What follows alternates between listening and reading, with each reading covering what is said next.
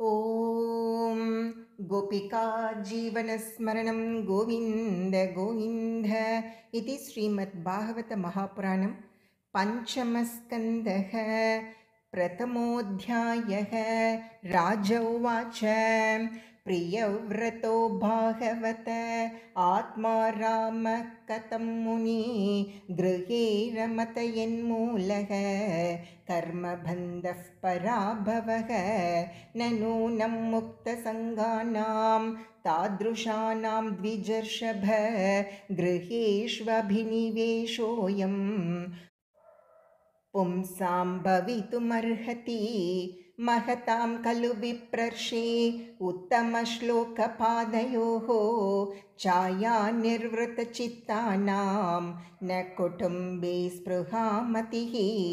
संशयोऽयं महान् ब्रह्मन् दारागारसुतादिषु सक्तस्य यत्सिद्धिरभूत् कृष्णी च मतिरच्युता। श्रीशुक उवाच बाडमुक्तं भगवत उत्तमश्लोकस्य श्रीमच्चरणारविन्दमकरन्दरसे आवेशितचेतसो भागवत परमहंसदयितकथां किञ्चिदन्तराय विहतां स्वां शिवतमां पदवीं न प्रायेण हिन्वन्ति। यर्हि वावः राजन् स राजपुत्रः प्रियव्रतः परमभागवतो नारदस्य चरणोपसेवया अञ्जसावगतपरमार्थसतत्वो ब्रह्मसत्रेण दीक्षिष्यमाणो अवनितलपरिपालनाय आम्नात प्रवरगुणगणैकान्ध भाजनतया स्वपित्रोपामन्त्रितो भगवति वासुदेव एव अव्यवधानसमाधियोगेन समावेशितसकलकारक क्रियाकलापो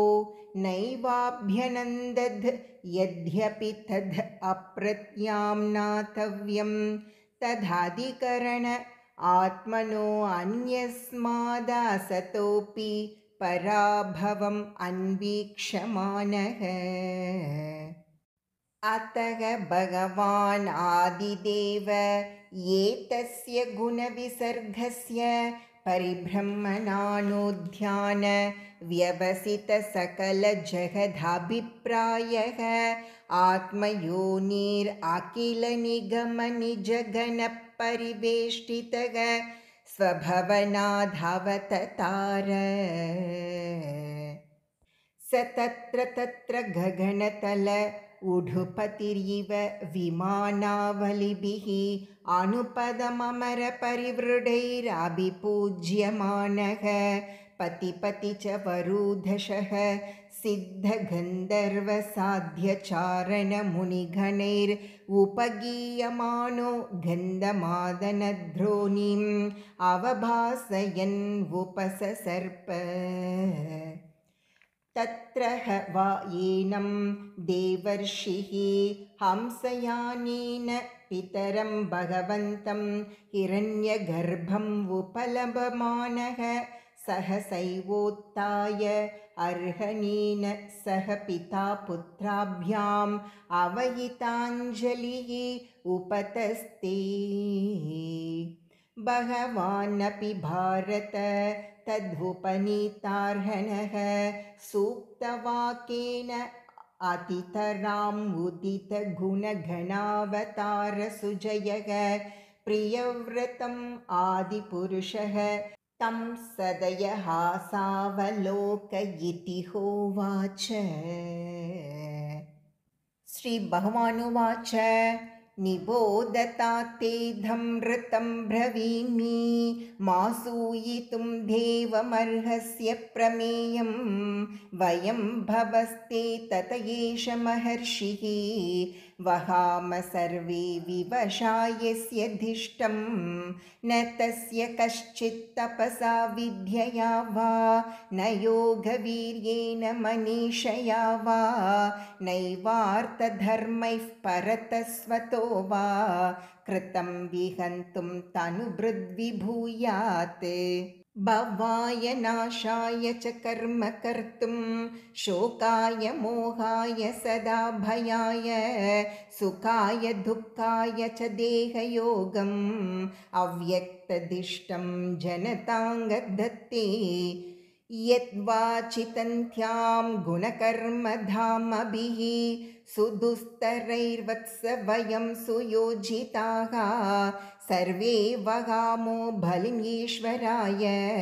प्रोक्ता नसीव द्विपदे चतुष्पदः ईशाभिसृष्टं ह्यवरुन्धमहेङ्घ दुःखं सुखं वा गुणकर्मसङ्घात् आस्ताय तत्तद्यधायुङ्क्तनाथः चक्षुष्मधान्धा इव नीयमानाः मुक्तोऽपि तावद्बिभ्रूयात् स्वदेहम् आरब्धमश्नन्नभिमानशून्यः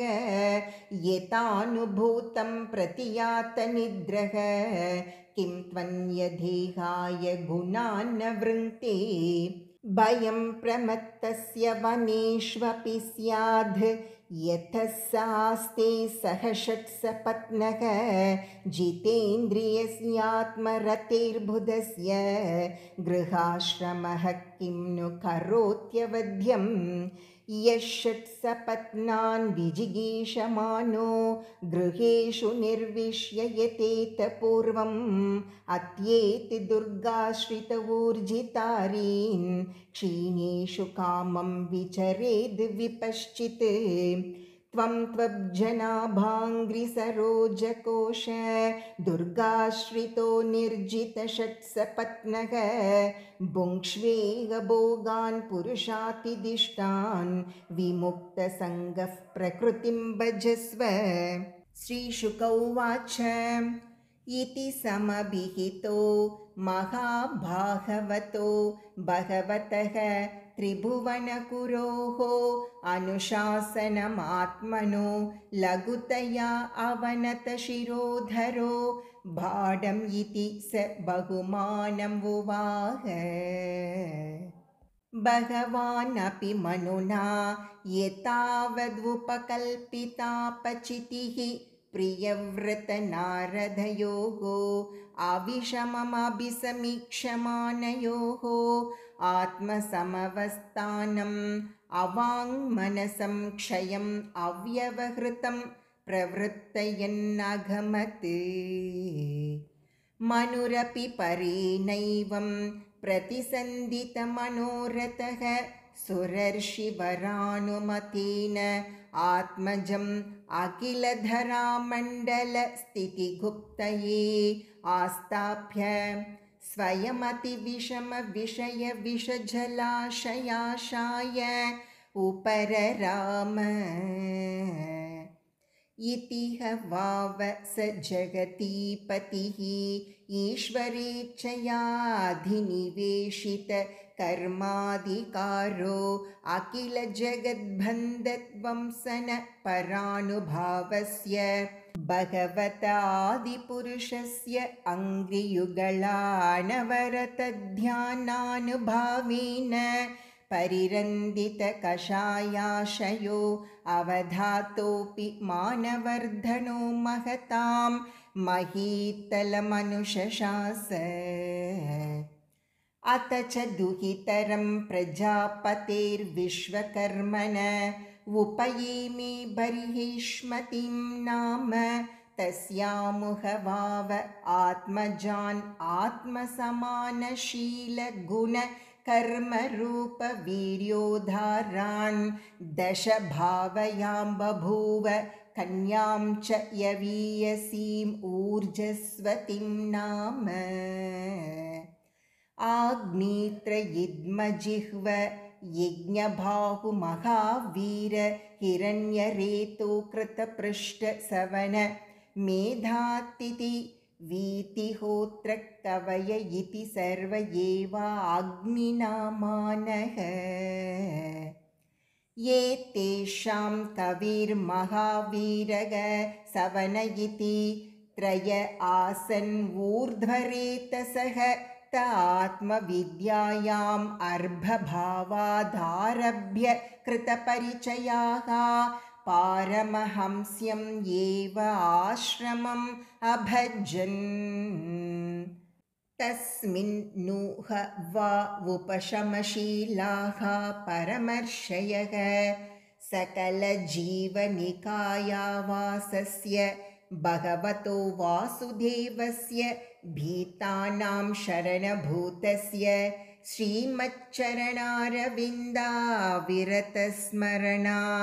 अविगलितपरमभक्तियोगानुभावेन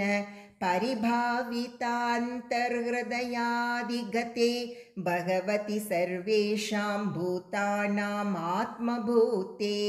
प्रत्यगात्मन्येवात्मनः तादात्म्यम् अविशेषेण समीयुः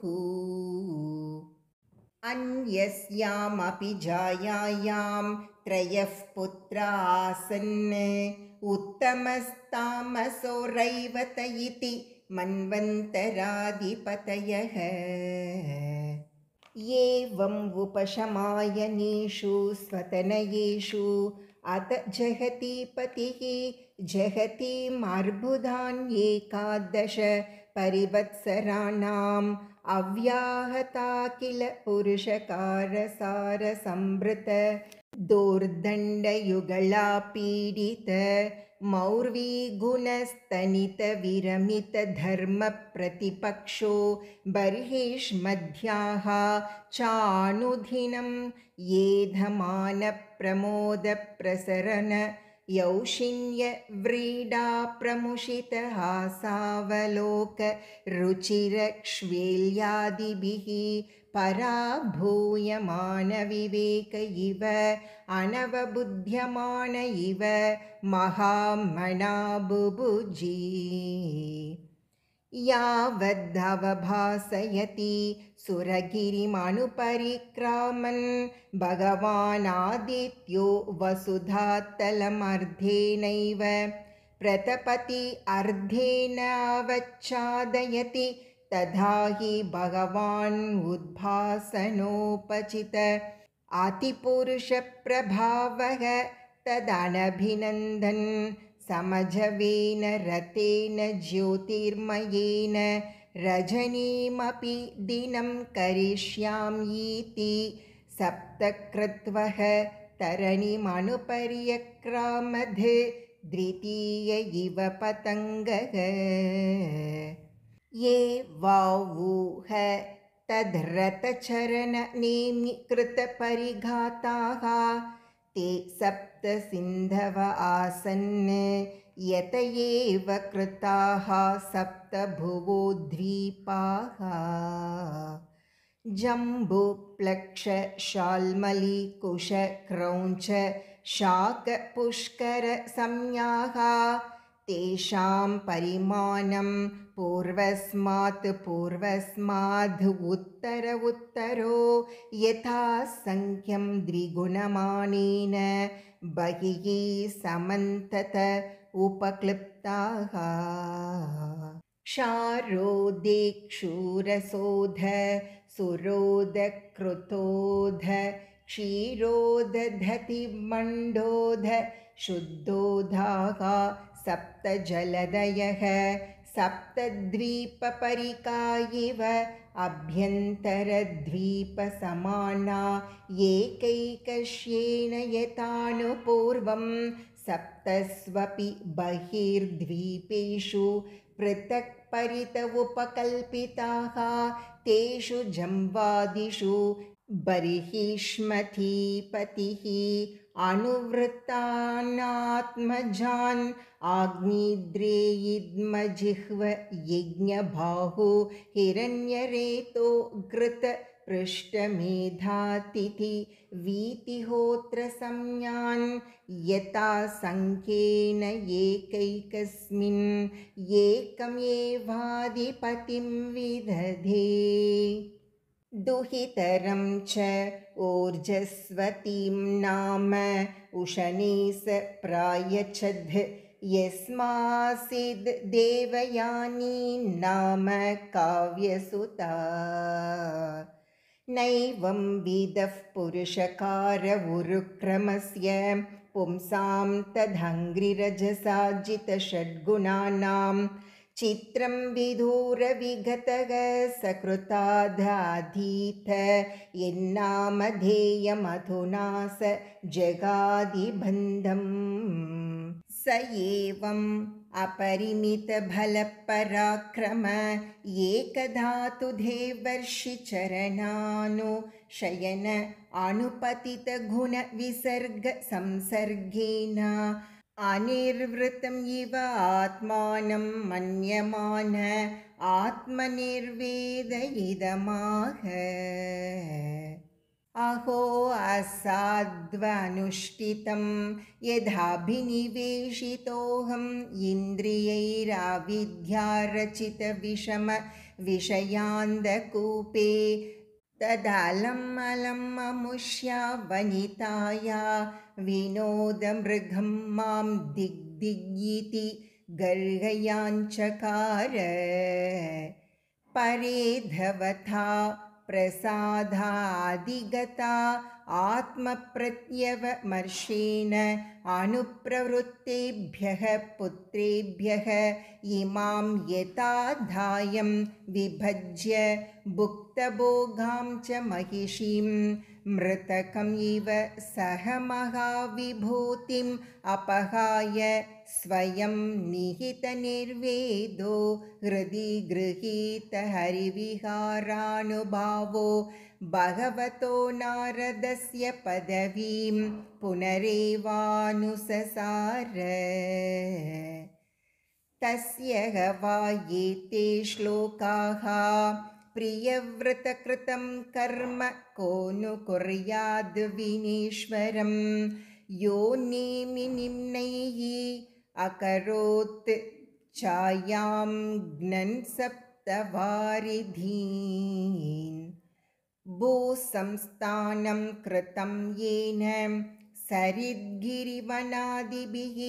सीमा च भूतनिर्वृत्यै द्वीपे द्वीपे विभागशः भौमं दिव्यं मानुषं च महीत्वं कर्मयोगजं यश्चक्रे निरयौपम्यं पुरुषानुजनप्रियः ॐ इति श्रीमद्भागवते महापुराणे पारमहंस्यां संहितायां पञ्चमस्कन्धे प्रियव्रतविजये प्रथमोऽध्यायः गोपिका जीवनस्मरणं गोविन्द गोविन्द।